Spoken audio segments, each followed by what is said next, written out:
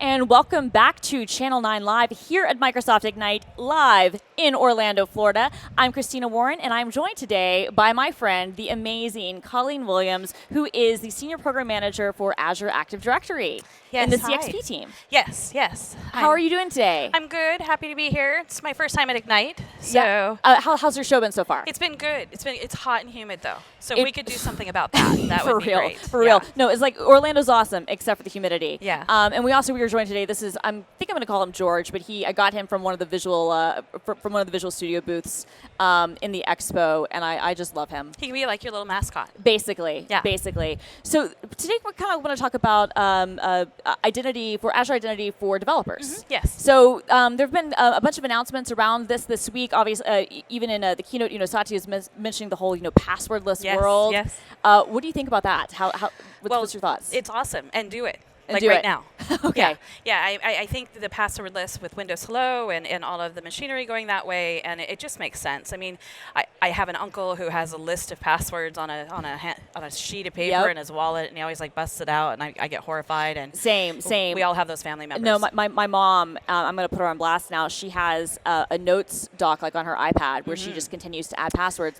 I'm like, Mom, at least use a password manager. Yeah. But I think the reason people do that is because even though password managers are great, they can be still they're a process to set up, and if you're not used to using it can be hard to onboard people. But if we can get to a place where you don't even have to worry about that, you just know, as long as it knows that it's you, and you can use your face or your fingerprint or whatever to authenticate, then you don't even have to worry with that. Yeah, it's super simple. You don't have to think about it. So when we're kind of talking about identity for developers, what are some of the things that you think that people should kind of think about? Yeah, I think it's an interesting thing because people don't think about identity or security until the very end.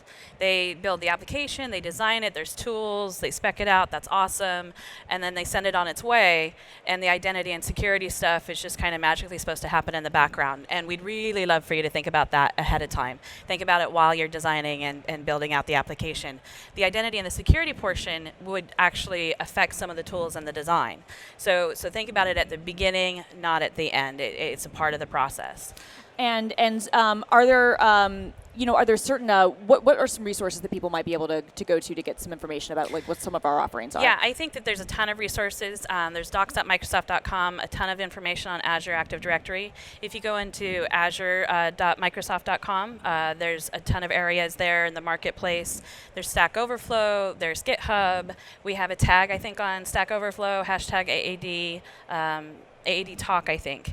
And so that goes directly to the development teams, and they answer those questions. There's Twitter handles. Of course, Alex Simons is very vocal and everywhere, and Joy is on. Joy Schick, our executive VP, is also on Twitter. So there's lots of ways to get a hold of us.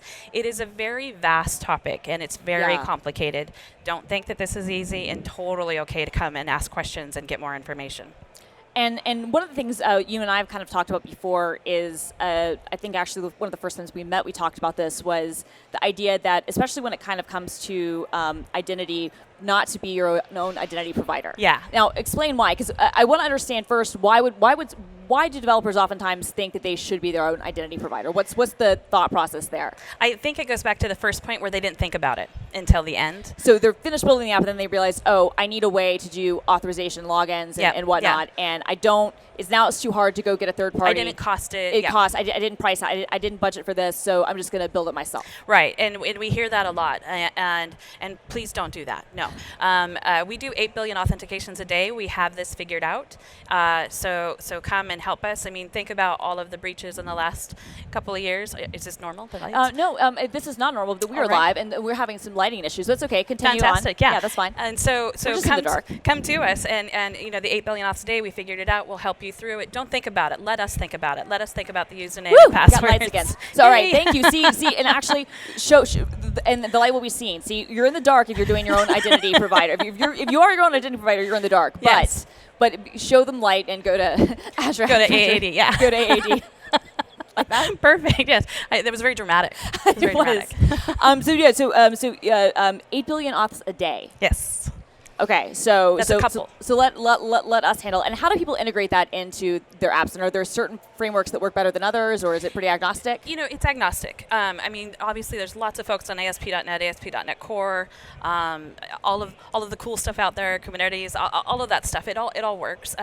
You do want to look at like OpenID Connect and OAuth. Yeah. SAML apps are very, very popular. Been around forever, but we love people to, when they're building new apps, to do OpenID Connect in building those apps. It's more standard, and I think they'll have a better experience from being able to go deeper into Azure Active Directory. You can use Microsoft Graph, right? And so I think it's a better experience for you. So something like OpenID Connect, just for my own edification, would that mean that can they restrict it still to a certain like identity provider in the OpenID family? Like if they just wanted to use Azure AD to back that, by using that, does it mean that anything that's part of that would be federated? They can use any identity provider, yeah, and that's the perfectness about having a standard. They build an OpenID Connect app, and let's say they have a customer that uses a different identity provider, that's fine. They have a customer that uses AAD, that's fine. They've built it once, and it can go multiple places. Okay. So that's the best thing about the standards and being able to scale it out. Right, and I guess that's also one of the good things about like letting like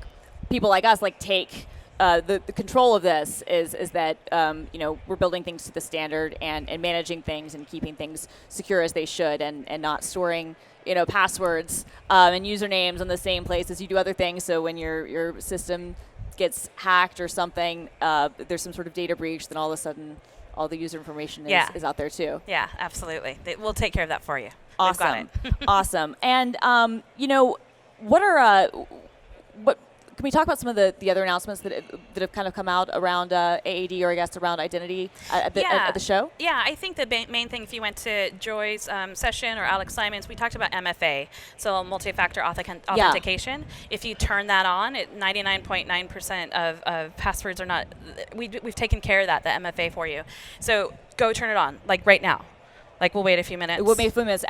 Turn it on. And so multi-factor authentication, for anybody out there who doesn't realize, that basically means that in addition to having to enter in your password, whether you're using like a passwordless system or authenticator ID, it's also going to come maybe on your watch or on your phone or something else, and you're going to have to give it a secondary verification that this is who you are. Yeah, and Joy did a demo on stage with that, and you couldn't blink or else you missed it. It was so fast. Yeah. And everybody's got their phone with them. You go to log on, you do your little, either the face or the fingerprint, and you're in. And you can even do it on your watch. That's right. You can even do it on your watch. I actually just recently, with the Microsoft Authenticator app, there was an update for Apple Watch where I can get I can approve I can approve that way, which is awesome. Yeah. So MFA is huge. We talked about conditional access. So again, another identity and security help there.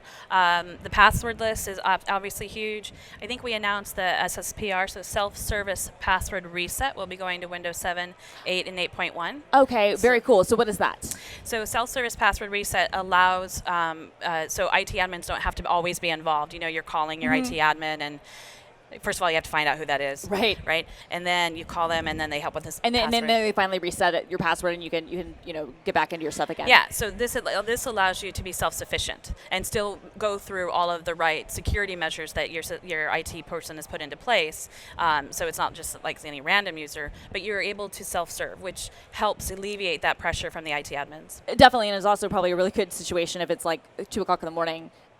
Or if you're in a different time zone, working on another project, and all of a sudden you get locked out, and IT might not be accessible. They're not ready. And we have a lot of videos on YouTube under Azure Active Directory, and there's a video for SSPR. There's also other videos. They're just only 2 or 3 minutes, so it gives you an introductory into some of these features. Fantastic. I like that a lot, and I also like the fact that you just mentioned, going back to that announcement, that it's Windows 7, 8, and 8.1, because a lot of times we don't see these types of things coming to the older operating systems that are still actively deployed out there. Yep. That's really cool. So in addition to, you're saying, talking about your YouTube channel, so that's youtube.com/Azure Active Directory? I believe so, yes. Okay. All right. Well, we'll try to find that and put that in the show notes. And you're also saying docs at Microsoft.com, Stack Overflow, and their deployment guides on GitHub. Yes. All right. So Colleen, thank you so much for joining me to talk about identity. And like Colleen said, do not be your own identity provider. No. Do not do it. Do not do it. Come and ask us questions. We'll help you out. All right. Thanks, guys. We will see you next time. Thanks.